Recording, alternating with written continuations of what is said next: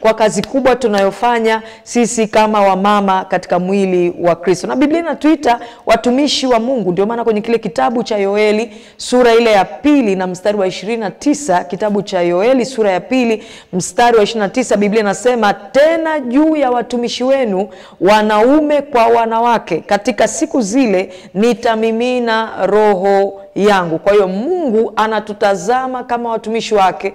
Mungu anatutazama kama watu ambao ametuweka kwenye kanisa ili tuweze kufanya kazi ya utumishi in different capacities and in different levels, lakini for the building and for the betterment of the church. Bwana Yesu asifiwe.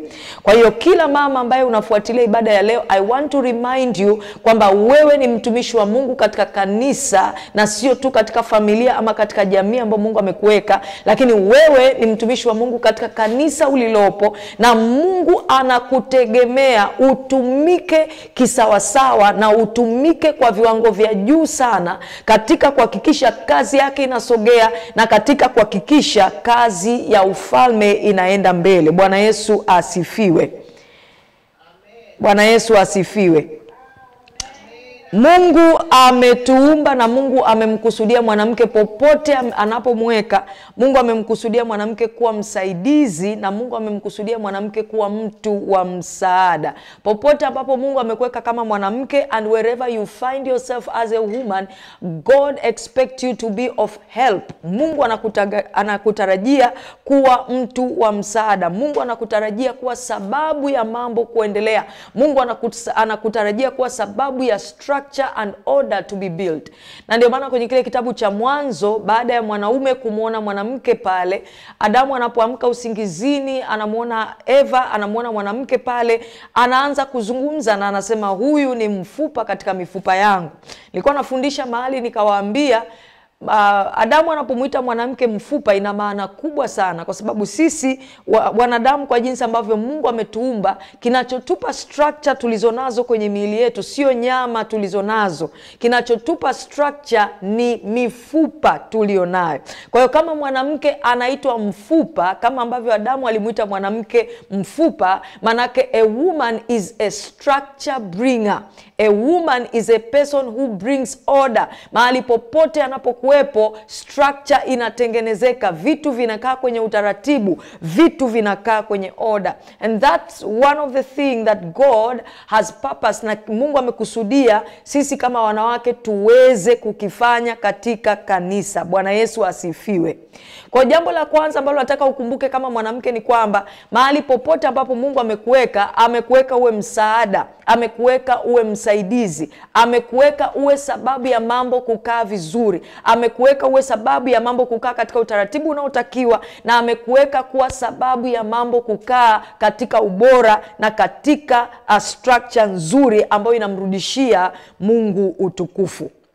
Wanawake wanaosimama kwenye nafasi zao na kusaidia ukuaji na ongezeko na ustawi katika kanisa na mwili wa Kristo, they are fulfilling their creational role. Wewe kama mwanamke unaposimama kwenye nafasi yako kusaidia katika ukuaji wa kanisa, kusaidia katika ongezeko la kanisa na kusaidia katika ustawi wa mwili wa Kristo, you are performing your responsibility, you are performing your creational role. That's what God created you to do. Kama mtumishi wake, kama tulivyoona kwenye kile kitabu cha Yoeli ya kwamba tunaitwa watumishi wa Mungu. Ni wajibu wetu kiuumbaji sisi kama wanawake kusimama katika zamu zetu na kusukuma ajenda ya ustawi na ukuaji wa kanisa na ufanikiwaji wa kazi ya huduma. Kama ambavyo nimesema hapo mwanzo, sisi wakina mama, sisi wanawake tuna mchango mkubwa sana katika ukuaji wa kanisa, kwa sababu namba 1 nimesema sisi ndio wahudhuriaji wakuu wa ibada, namba 2 sisi ndio watoaji wakuu katika huduma nyingi na katika mikusanyiko mingi, lakini namba 3 sisi ndio wafanyaji wakuu wa shughuli mbalimbali zinazosaidia katika maandalizi na ufanyikaji wa ibada.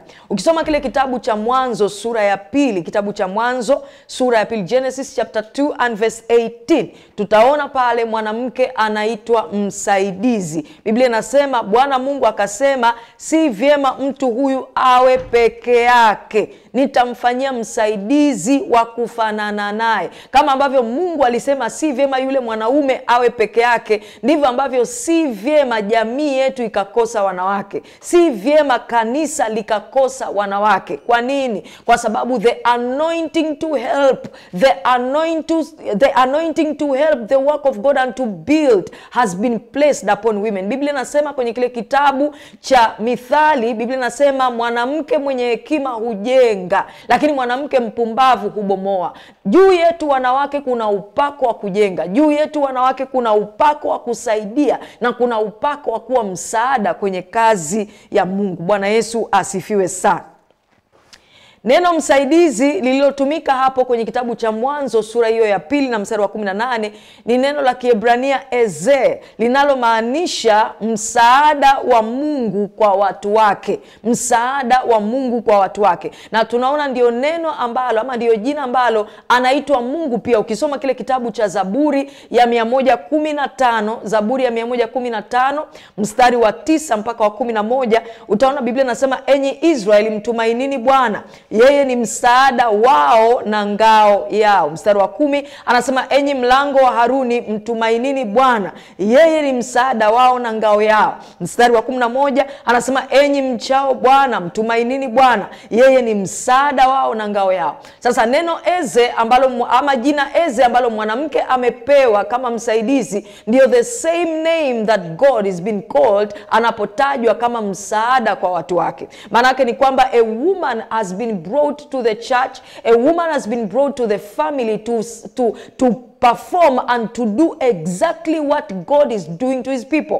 Mungu ni msaada kwa watu wake, na mwanamke ametumwa kuwa msaada kwa watu wa Mungu na kuwa msaada kwa kanisa na kuwa msaada kwa familia. Kwa maneno mengine tunachosema ni kwamba a woman, as women we reflect and represent God's powerful help to his people when we support the building and the growth of the church. Tunaposimama kama wasaidizi, tunaposimama kama watu wa msaada kwenye kujenga na kuendeleza kazi ya Mungu, we are doing exactly what God is doing. Maana yake ni kwamba we are collaborating with God for the growth and expansion of his work.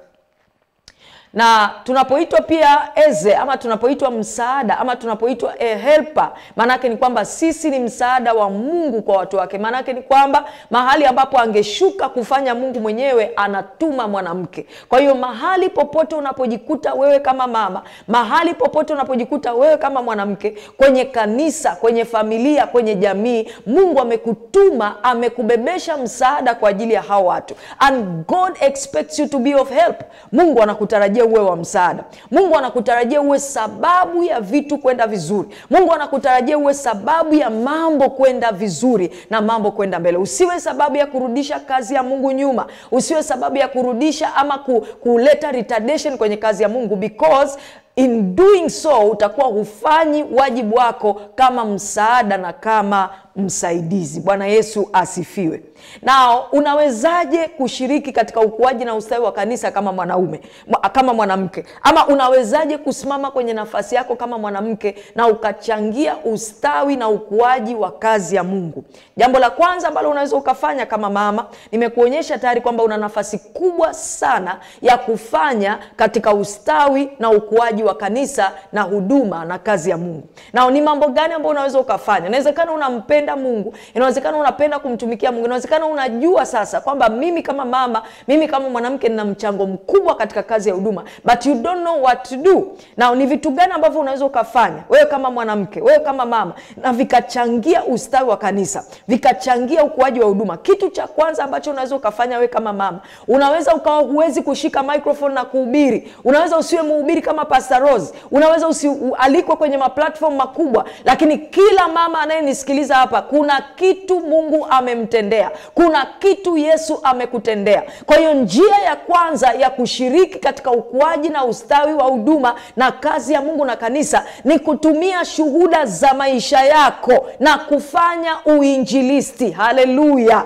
kutumia yale mambo ama zile shuhuda ambazo Bwana amekutendea na kuwaambia watu wengine matendo makuu na kuwaeleza watu wengine yale mambo ambayo Bwana amekutendea. Na kwa kufanya namna hiyo, you will be spreading the gospel and you will be spreading the good news about the power of Jesus Christ. Na kwa kufanya hivyo utavuta watu, kwa sababu watu wakisikia vitu ambavyo Yesu amefanya kwenye maisha yako, watavutwa na watamtaka Yesu wako. Kwa hiyo unaweza ukawa huwezi kuhubiri kama mimi, unaweza ukawa hupati platform kubwa za kusimama kama sisi wengine, kwa sababu hii ndio kazi yetu tunayofanya, lakini una ushuhuda. Kuna kitu Yesu amekutendea, kuna kitu Mungu amekutendea. Wengine mmeponywa magonjwa, wengine Mungu amewafungulia milango, wengine mlikuwa mnatafuta green card mmepata, wengine mlikuwa mnatafuta visa, mlikuwa mnatafuta vitu mbalimbali mmepata, wengine mlikuwa mna shida ya uzao, Mungu amewatendea. Now that your testimony is your tool of evangelism. Wa ushuhuda wako ni kifaa cha uinjilisti. Kwa hiyo wewe kama mama unaweza ukatumia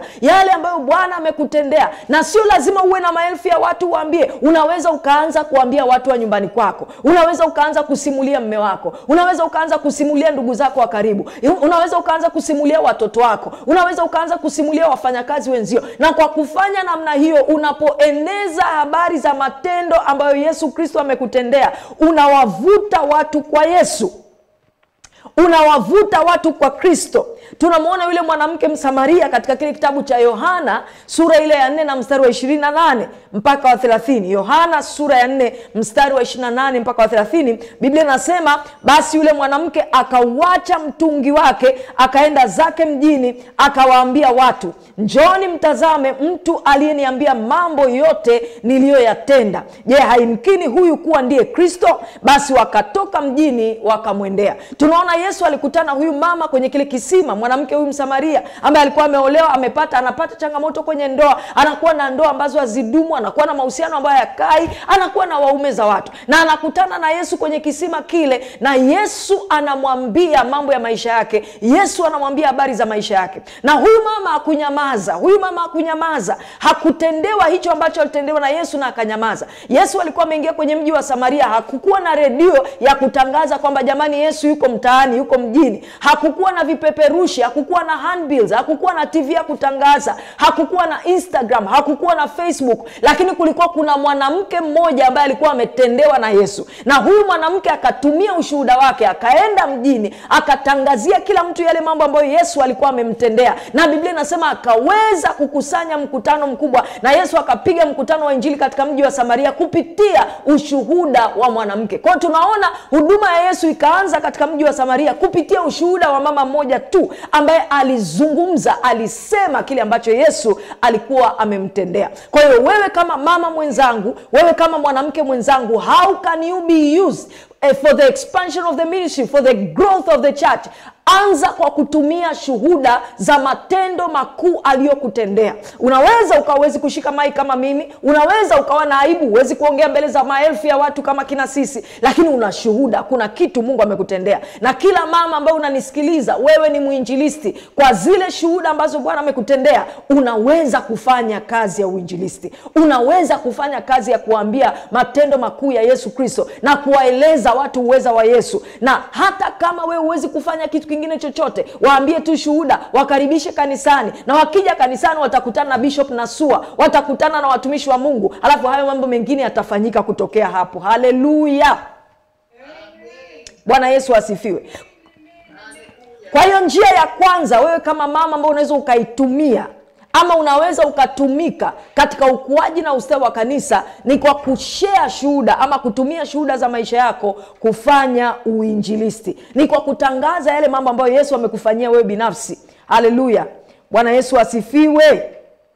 Jambo la pili ambalo unaweza ukalifanya wewe kama mama na likachangia ukuaji na ustawi wa kanisa, jambo la pili ambalo unaweza ukalifanya ni kuishi maisha yanayohubiri na kuvuta watu kwa Kristo. Haleluya. Maisha yako, Biblia inasema sisi ni barua. Watu wa Mungu, nimekuja kujifunza kuna watu hawasomi Bible yao ni sisi tuliookoka. Kuna watu hawasomi Bible yao ni sisi. Haleluya. Tunakusikia sasa. Amen. Amen. Hallelujah. Amen. Kwa hiyo njia ya kwanza nimesema ili uweze kusaidia ukuaji na ustawi wa kanisa, njia ya kwanza nimesema tumia shuhuda za maisha yako kufanya uinjilisti. Njia ya pili ama jambo la pili ambalo unaweza ukalifanya kama mwanamke kusaidia ukuaji na ongezeko na ustawi wa kanisa ni kuishi maisha yanayohubiri. Bwana Yesu asifiwe. Biblia inasema sisi ni barua. Sisi ni barua. Kuna watu wa Mungu hawasomi Bible wala hawana Bible.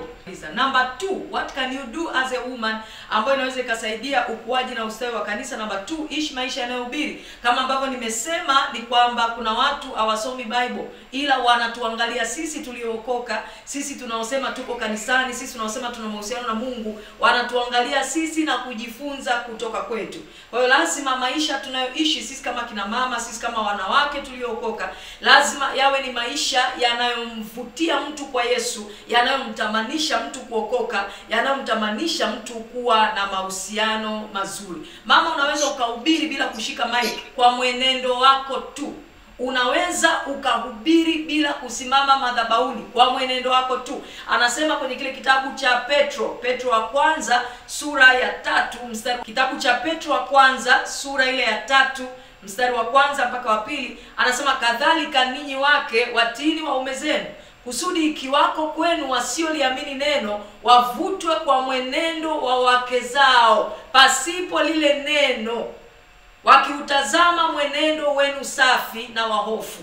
Unaona Petro hapo anaandika, anasema wakiwepo watu au waume wasioamini au ambao hawajaokoka, wanaweza wakavutwa katika maisha ya wokovu, wanaweza wakavutwa katika ushirika na Yesu Kristo, wanaweza wakavutwa katika maisha ya ibada kwa kutazama mwenendo wetu. Kwa hiyo mama, popote unapojikuta, nataka ujue kwamba you are a representative of Jesus Christ. Wewe ni mwakilishi wa Yesu, wewe ni balozi wa Yesu Kristo. Na kuna watu hawataokoka kama mwenendo wako hautaonyesha ya kwamba wewe ni mama uliokoka. Kuna watu hawataokoka kama mwenendo wako hautadhihirisha mahusiano yako na Kristo. So as a woman you should be very careful how you conduct yourself. You should be very careful how you behave, kwa sababu mwenendo wako una uwezo wa kuleta mshirika mpya kanisani au kufukuza mtu kabisa na kumfanya mtu asije kanisani kabisa. Kwa hiyo njia ya pili ya wewe mama kushiriki katika ustawi na ukuaji wa kanisa ni kwa kuwa na mwenendo safi, mwenendo wa uchaji, mwenendo utakatifu,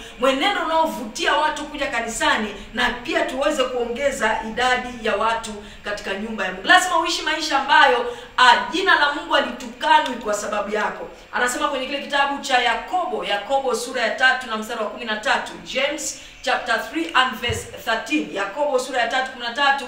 Nitasoma kwenye tafsiri yangu ya TKU ya Kiswahili hapa. Anasema, nani miongoni mwenu aliye na hekima na ufahamu, na aonyeshe hekima yake kwa mwenendo mzuri. Hallelujah. Number 1 tulisema ni kutumia shuhuda zetu na matendo makuu ambayo Mungu ametutendea. Tunaposhare na watu wanaposikia kile ambacho Yesu amefanya kwenye maisha yetu, wanavutwa kwa Yesu na wanavutwa kwenye ibada, wanavutwa kwenye kanisa. Kwa hiyo ni muhimu kutumia shuhuda na kutumia yale ambayo Bwana ametutendea. Tuwaambie watu na let's share, and as we share tunafanya uinjilisti. Number 2 tumesema lazima sisi kama kina mama tuishi maisha yanayohubiri, tuishi maisha yenye mwenendo safi, mwenendo wa uchaji, mwenendo ambao unavuta watu kwa Kristo. Yakobo 3:13 anasema, nani miongoni mwenu aliye na hekima na ufahamu, na aonyeshe hekima yake kwa mwenendo mzuri. Kwa hiyo tunapokuwa watu wenye mwenendo mzuri, tunaonyesha ni wamama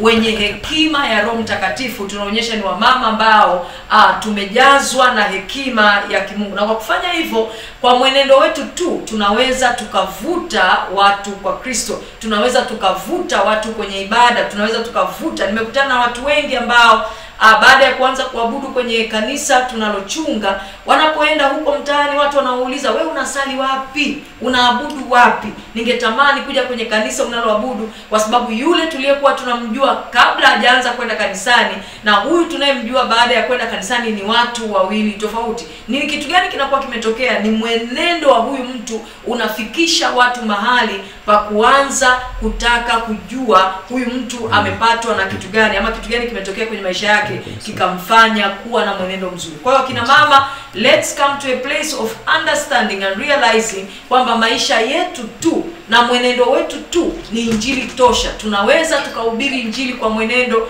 tunaweza tukahubiri injili kwa namna tunavyoenenda. Na kwa kufanya hivyo basi tunasababisha jina la Mungu wetu lisitukanwe na tunavuta watu kwa Kristo, na hivyo kazi ya Mungu inaendelea na kanisa la Mungu pia linaongezeka. Namba 3, wewe kama mama unawezaje kutumika ama unawezaje kusimama kwenye nafasi yako katika ustawi na ukuaji na ujenzi wa kanisa? Namba 3, tumia resources zako, tumia rasilimali zako za muda, nguvu, ujuzi na fedha katika kusukuma kazi ya huduma.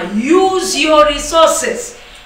Resources zako za muda, resources zako za time, energy, skills, money, zitumie katika kusukuma kazi ya Mungu, zitumie katika kusongesha gurudumu la kazi ya injili. Watu wa Mungu wote tunajua kwamba injili ni bure, lakini kuipeleka it is very expensive.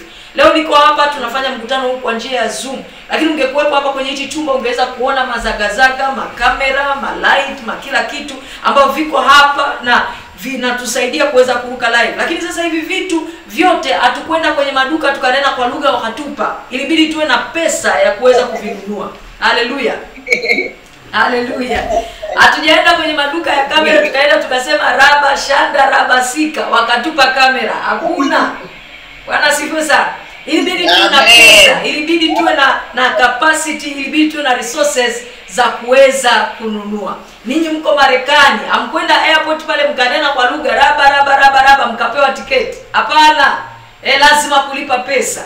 Mwaka jana Askofu Nasua pamoja na kina dada Jessica walitaka niweze kufika Marekani, na tulikuwa tunahangaika hapo na kutafuta visa na vitu vya namna hiyo na tiketi na vitu vya namna. Lakini sasa vyote vinagharimu, The name of the Lord Jesus Christ is so heavy and you cannot carry it if you are poor. Jina la Yesu ni zito sana. Uwezo ukalibeba kama una pesa.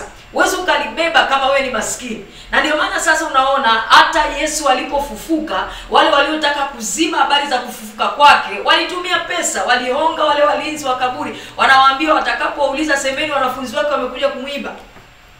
Unaona pia hata wakati wanataka Yesu asalitiwe na aweze kukamatwa, walitumia pesa, vipande 30 vya pesa wanampa Yuda ili waweze kumkamata Yesu. Sasa na sisi ili tuweze kupeleka injili, ili tuweze kupeleka kazi ya msalaba, ili tuweze kupeleka neno la Mungu, lazima pesa itumike. Lazima resources zitumike. Na wamama nataka niwaambie, tunaishi kwenye kipindi ama kwenye season ambayo wingu la uchumi linahamia kwa kina mama.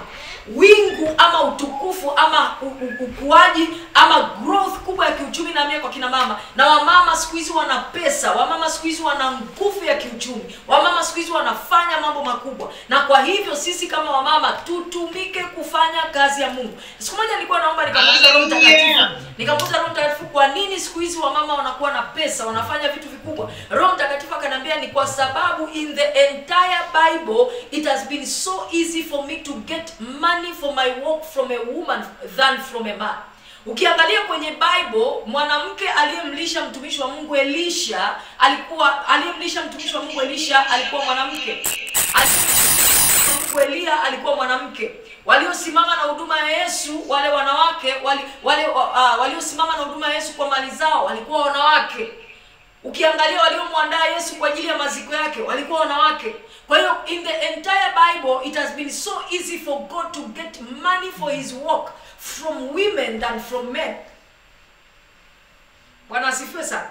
Na ndio maana that is one of the reason why God is blessing women in the end time, kwa sababu Mungu anapotaka injili yake iweze kuhubiriwa duniani kote na habari za neno lake ziweze kusambaa, lazima wawepo kingdom financiers, lazima wawepo wamama, lazima wawepo watu wa kusimama na kazi yake. Kwa hiyo unasimamaje kwenye nafasi yako sasa kama mama ili kusukuma kazi ya Mungu na kujenga kanisa? Tumia resources zako. Mungu amekupa pesa, Mungu amekupa mali, Mungu amekupa ujuzi, Mungu amekupa muda, Mungu amekupa nguvu, vitumie kwa ajili ya kazi ya Mungu. Tunaona mifano ya wanawake mbalimbali kwenye neno la Mungu ambao walitumia resources zao kwa ajili ya kusukuma kazi ya Injili. Tunaweza tukaona kwenye kile kitabu cha Luka sura ya 8, kitabu cha Luka sura ya 8 mstari wa 2 mpaka wa 3, tunaona Biblia inasema na wanawake kadha wa kadha ambao walikuwa na pepo wabaya na magonjwa wakaponywa.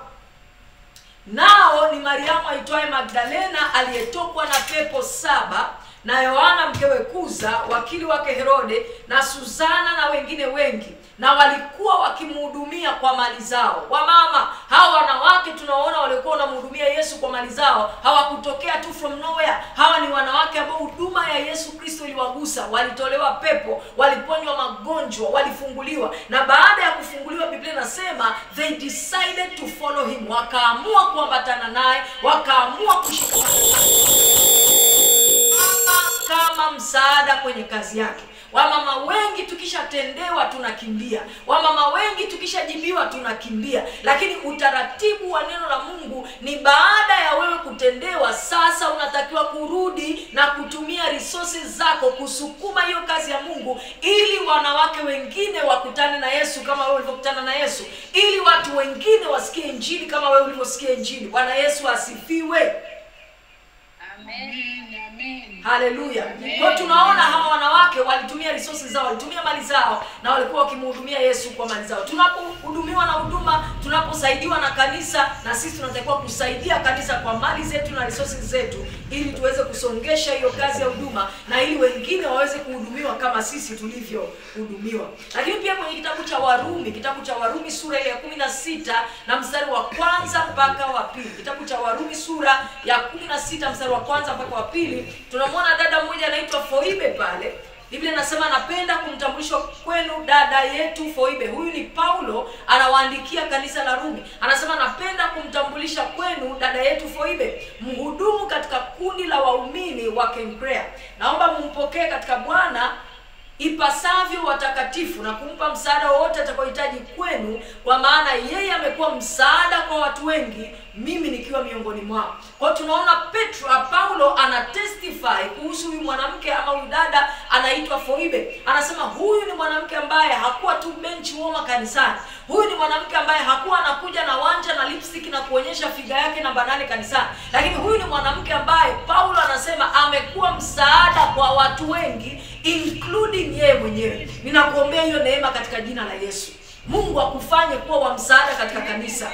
Mungu akufanye kuwa wa msaada katika nyumba yake. Mungu akufanye kuwa wa msaada kwa watumishi wake. Unaona Paulo anasema Foibe amekuwa mtumishi, amekuwa msaada kwa watu wengi, mimi nikiwa miongoni mwao. Na kuombea Mungu akupe neema ya kuwa msaada kwa watumishi wa Mungu. Mahali popote unapokutana na watumishi wa Mungu, Mungu akufanye kuwa msaada. Mungu akufanye kuwa daraja. Mungu akufanye kuwa sababu ya wao kuifanya kazi ya Mungu kwa wepesi na kwa urahisi. Biblia inasema wataendaje wasipopelekwa? Hii kazi ya Injili watu wa Mungu, hatuwezi kwenda asipokuwepo mtu wa kutupeleka, asipokuwepo mtu wa kulipa gharama, asipokuwepo mtu wa kutusustain. Hatuwezi, tunahitaji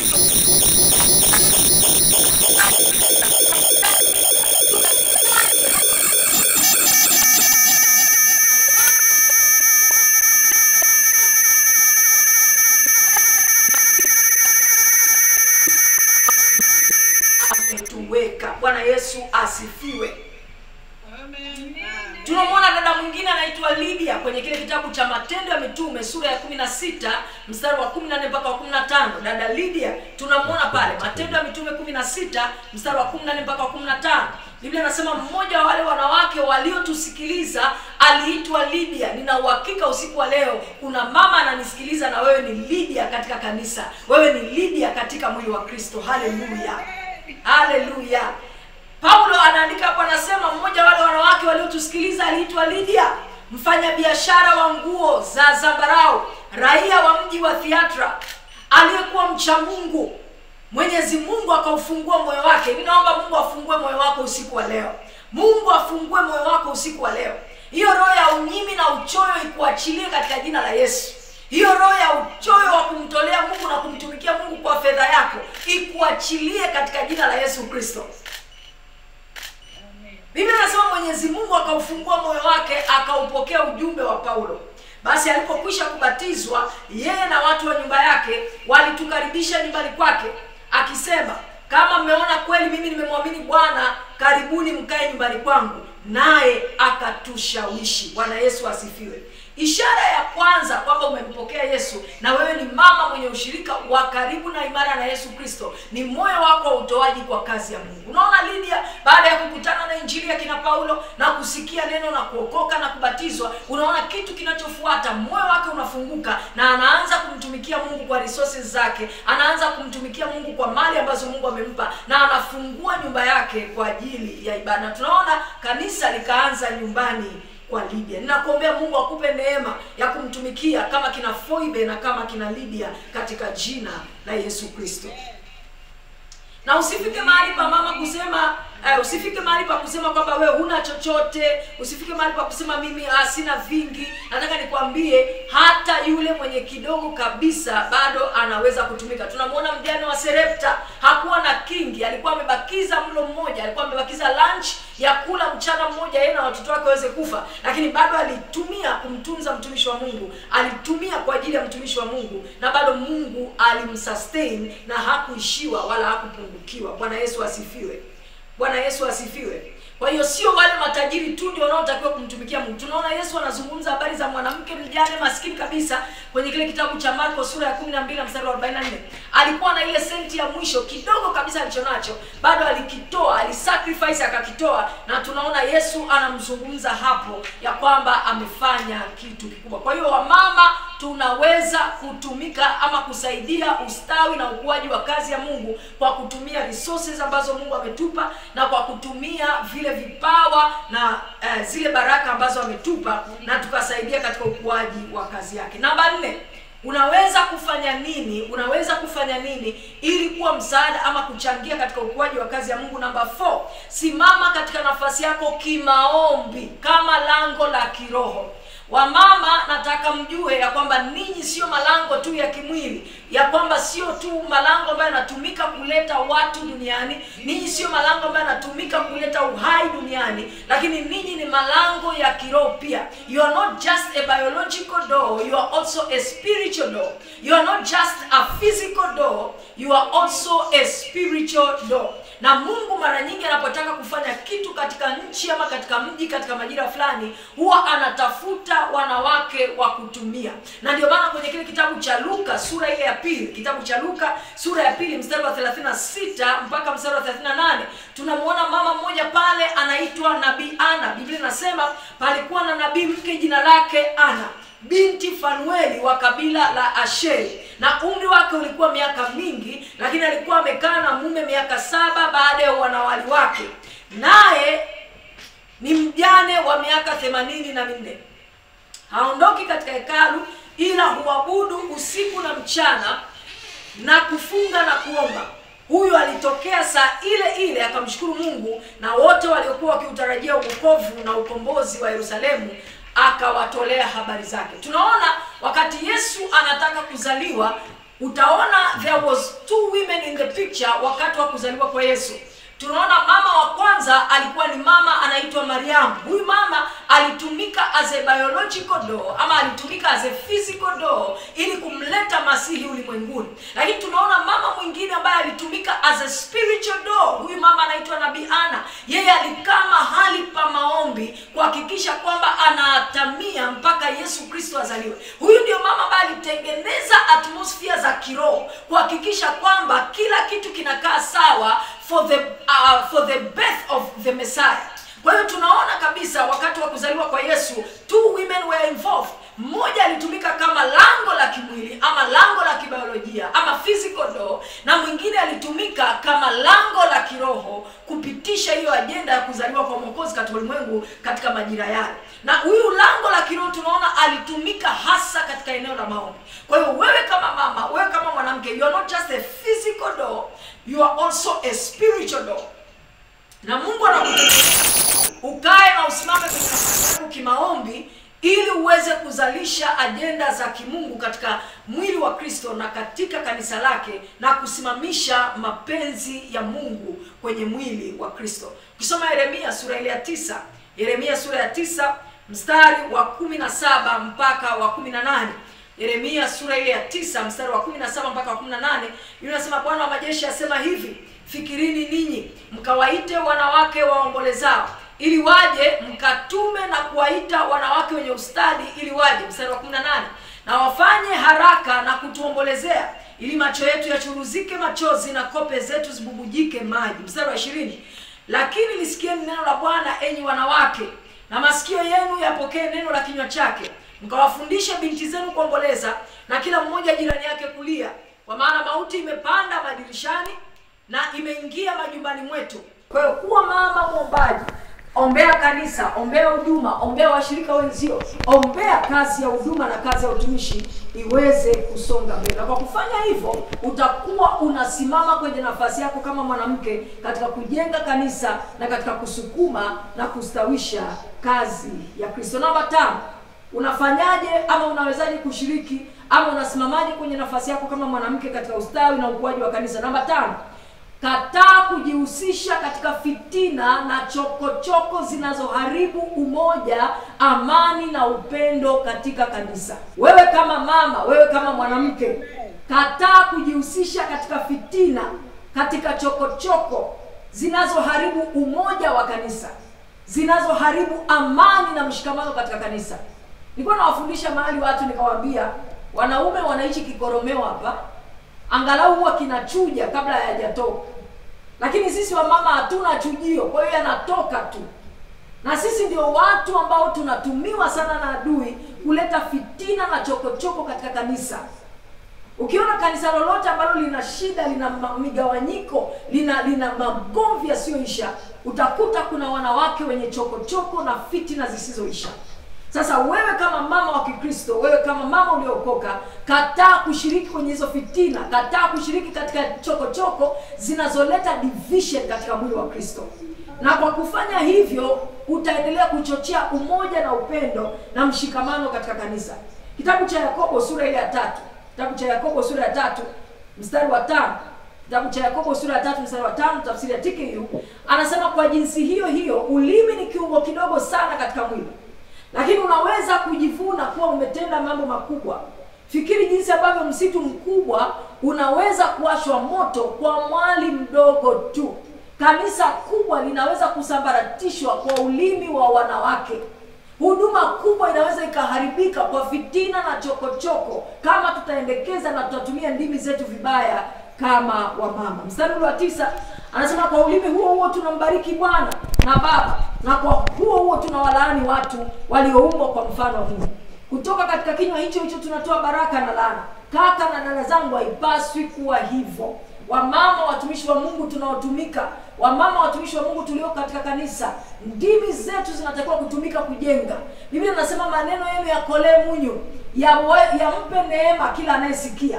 Maneno yetu yawe ya kujenga, maneno yetu yawe ya kushikamanisha, maneno yetu yawe ya kuleta umoja na amani na ushirikiano. Tusitumike katika kuleta mgawanyiko, tusitumike katika kuleta division ndani ya mwili wa Kristo. Bwana Yesu asifiwe. Na sisitiza sana hii point kwa sababu sisi kina mama ndio watu tunaoongea sana.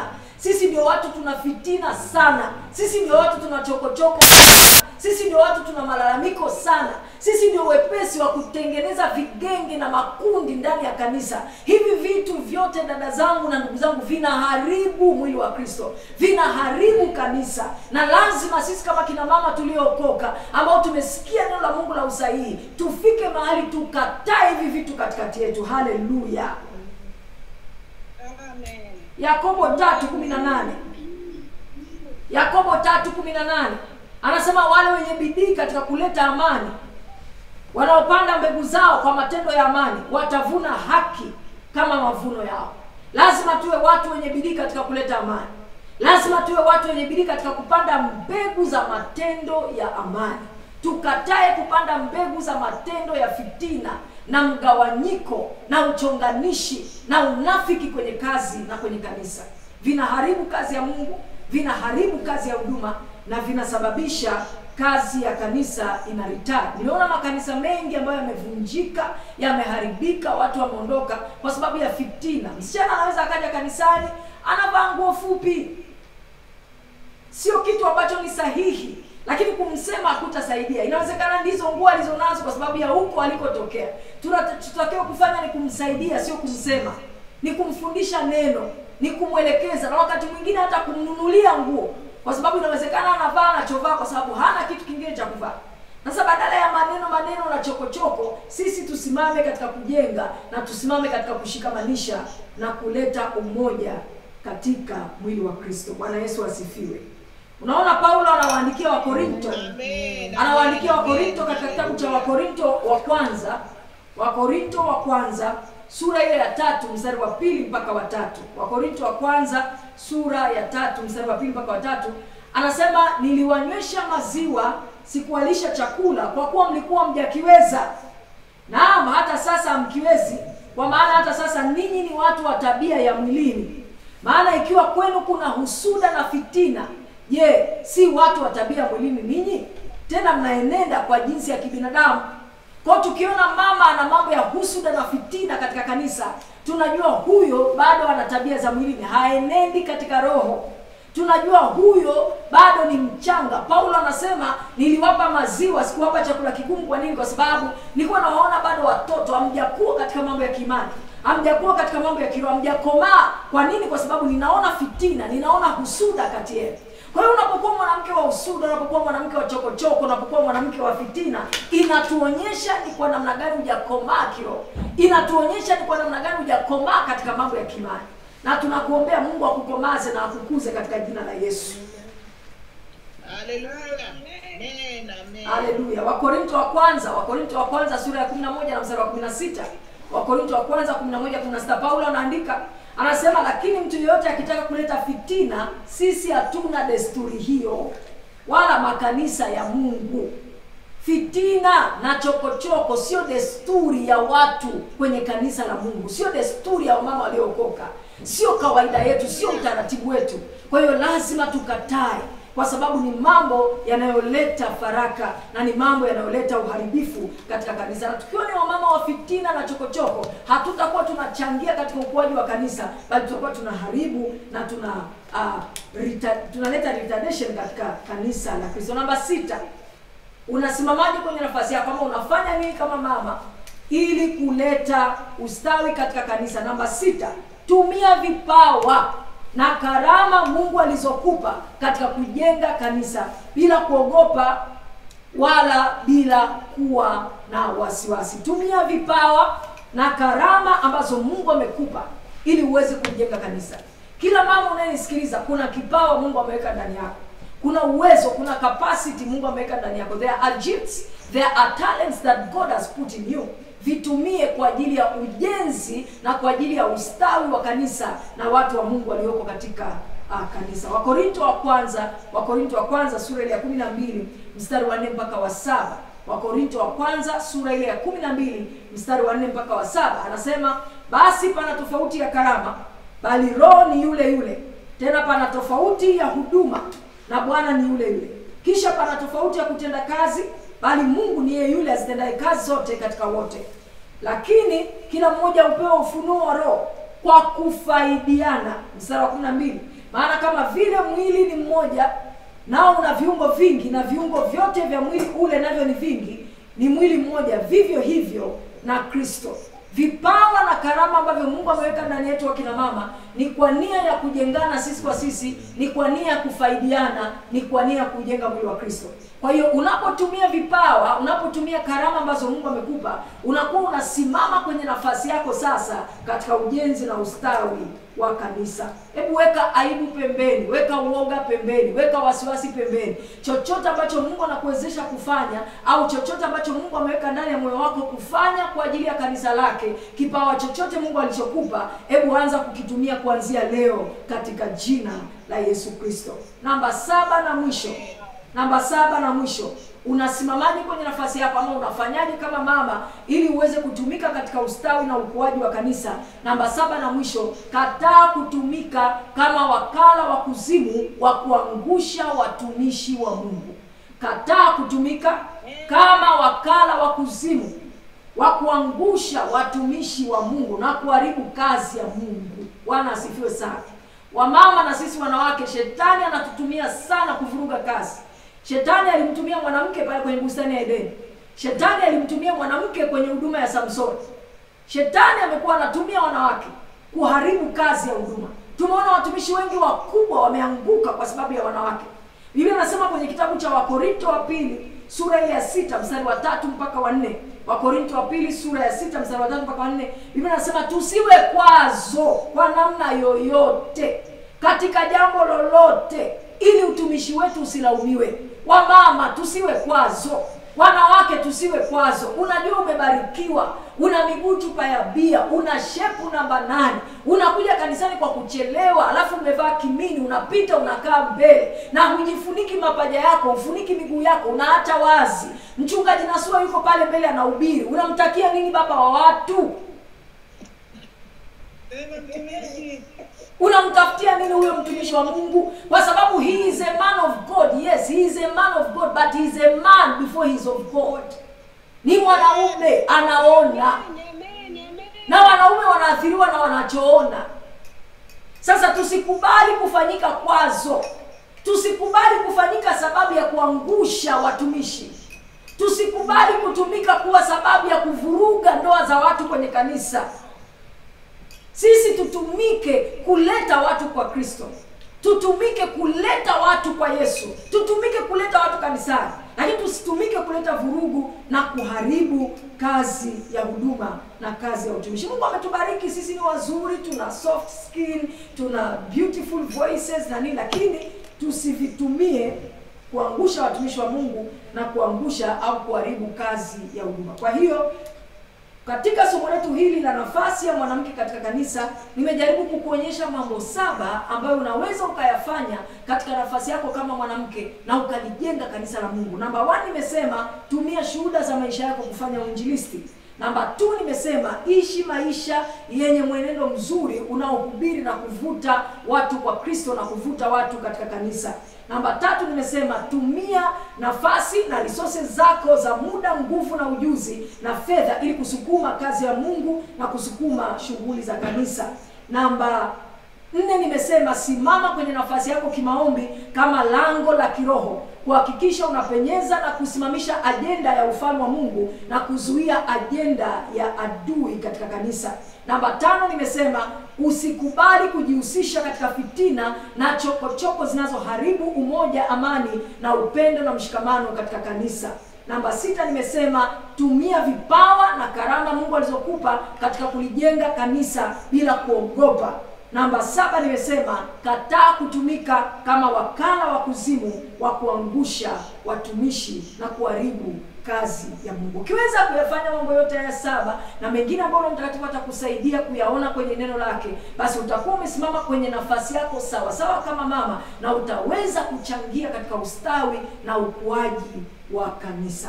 Mungu awabariki sana, na waombea neema na waombea nguvu za Mungu katika kutimiza na kuyafanyia kazi mambo haya ambayo tumejifunza. Naamini Mungu atakapotupa nafasi wakati mwingine tutaweza kujifunza tena na tena na tena, na Mungu atatufanya kuwa bora na imara zaidi katika kazi ya utumishi, kama ambavyo tumeona kwenye Yoeli sura ya 2 mstari wa 29 ya kwamba sisi ni watumishi wa Mungu. Pamoja na kwamba ni wanawake, lakini bado Mungu anatutazama kama watumishi wake. Neema ya Bwana wetu Yesu Kristo na upendo wa Mungu Baba na ushirika wa Roho Mtakatifu viwe pamoja nasi sasa na hata milele katika jina la Yesu Kristo. Mungu awabariki sana, Mungu awainue, Mungu awatunze na Mungu awapiganie. Kama ambavyo nilitambulishwa, ni Pastor Rose Shaboka, ni mchungaji kiongozi wa huduma ya madhabahu ya moto hapa katika mji wa Dodoma. Tuna branch 2 kule Dar es Salaam na hapa Dodoma, na mimi ni mchungaji kiongozi wa huduma hii hapa Dodoma kwa sasa, na ndio tumeanza kazi ya huduma hii na tuko hapa Dodoma na tunamuona Mungu akitusaidia. Mungu awabariki sana, Mungu awatunze, na ninawatakia kila laheri, na mkutano huu unapoendelea basi neema ya Mungu endelee kuwafunika katika jina la Yesu Kristo. Amen.